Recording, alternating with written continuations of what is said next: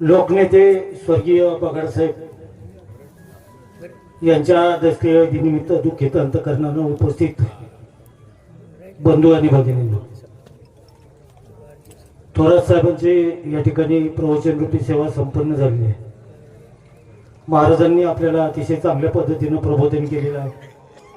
उपस्थित आपल्या सर्वांच्या वतीनं महाराजांना धन्यवाद देत असताना बगार साहेबांच्या बाबतीत बोलण्यासारखं खूप आहे,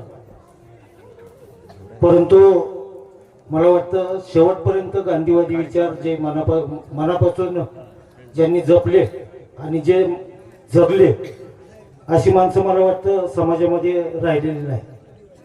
आणि साहेब गेल्यानंतर त्यांच्या मृत्यूचं राजकारण करणं योग्य नाही.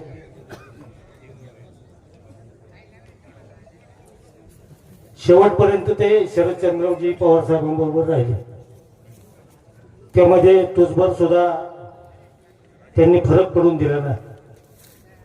आणि निश्चितच मध्यंतरीच्या काळामध्ये अनावधानाने त्यांच्याकडून एखादा शब्द गेला असेल, त्याचं त्यांनी दुसऱ्या दिवशी विश्लेषण सुद्धा केलं होतं की मी शरद पवार साहेब मला असं बोलायचं होतं, परंतु अनावधानाने ते शरददादा बोलल्यामुळं त्याची क्लिप केली. आणि मला वाटतं बगाड साहेबांना बदनाम करण्याचं काम मध्यंतरीच्या काळात झालेलं आहे. आणि निश्चितच इतिहास या गोष्टीला कधीही माफ करणार नाही. अशा पद्धतीची परिस्थिती अलीकडच्या राजकारणामध्ये आलेली आहे. आपण कपडे बदलतो तसं पक्ष बदलायला लोक लागलेली आहे. आणि ही समाजाच्या दृष्टीनं अतिशय खेदाची बाब आहे. आणि ह्या पुढील काळात बगाड साहेबांचे संस्कार आणि विचार तरुण पिढीनं जगणं गरजेचं आहे. आणि तीच मला वाटतं खऱ्या अर्थानं बगाड साहेबांना श्रद्धांजली ठरावी. या ठिकाणी गोडे साहेबांच्या दशक्रियेमध्ये सुद्धा त्यांचं स्मारक व्हावं अशी भावना कार्यकर्त्यांनी व्यक्त केली होती.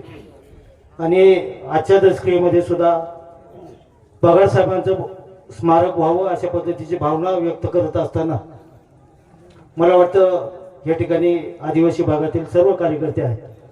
तर आता आपल्याला गोडे साहेबांचं जरी आपण स्मारक करू शकलो नाही तरी दोघांचं एकत्र स्मारक करा. आणि निश्चितच या ठिकाणी आपल्या तालुक्याचे माजी आमदार अतुल शेठ बेनके साहेब हेही उपस्थित आहेत.